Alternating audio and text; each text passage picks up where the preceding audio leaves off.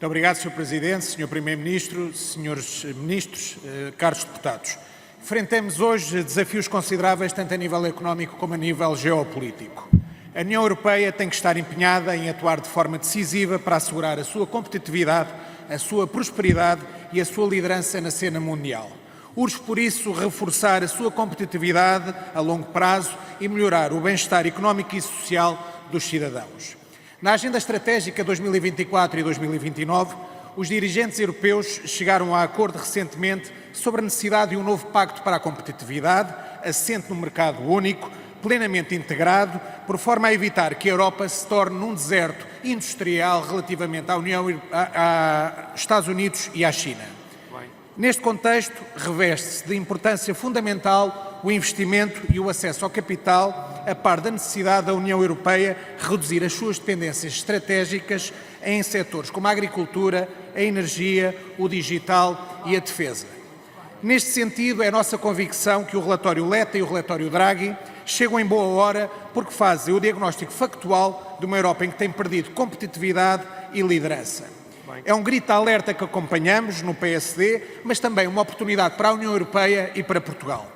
Sr. Primeiro-Ministro, senhores deputados, segundo Draghi, cito, a competitividade europeia ficou sujeita nas últimas décadas a uma série de barreiras estruturais, como o atraso na capacidade de inovação, o aumento dos preços da energia, o déficit de competências e a necessidade de acelerar a digitalização e reforçar as capacidades de defesas comuns da Europa.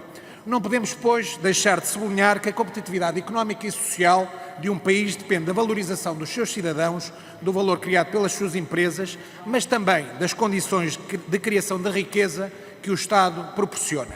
É importante aumentar a escala, crescer, mas cuidar também das nossas pequenas e médias empresas. Sr. Primeiro-Ministro, neste contexto em que será necessário mais capital, mais investimento, como é que o Governo olha para novas formas de financiamento sem que haja um comprometimento das verbas da política agrícola comum e da política de coesão tão importantes para Portugal? E como vê o Sr. Primeiro-Ministro o desafio da União Bancária e o mercado único como solução adicional para o crescimento e competitividade europeia? Sr. Primeiro-Ministro, senhores deputados, o semestre europeu permite aos Estados-membros da União coordenarem as suas políticas económicas, orçamentais e de emprego durante todo o ano e darem resposta aos desafios económicos que se colocam à União Europeia. A Comissão apresenta também a cada país um conjunto de propostas de recomendações específicas com orientações políticas sobre a forma de impulsionar o emprego e o crescimento, mantendo simultaneamente a solidez das contas públicas. Recomenda-se a Portugal que preserve o investimento público, financiado a nível nacional, e assegure a execução das verbas do PRR e da coesão. Sr. Primeiro-Ministro, neste contexto, como prevê o Governo acelerar a execução das verbas da coesão e do PRR, depois de uma performance tão fraca herdada do último Governo socialista?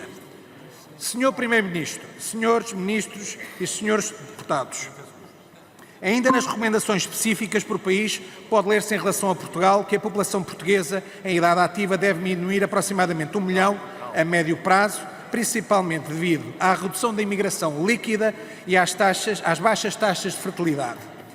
Esta é, de facto, uma situação que coloca em causa o sistema público de pensões em Portugal e que não nos pode deixar indiferentes pela sua importância e gravidade. Não houve, por parte dos governos socialistas, uma estratégia comum para incrementar a natalidade, assim como não existiu uma política de imigração que garantisse um fluxo organizado de pessoas de forma a ser sustentável para quem escolhe a Europa e Portugal a viver.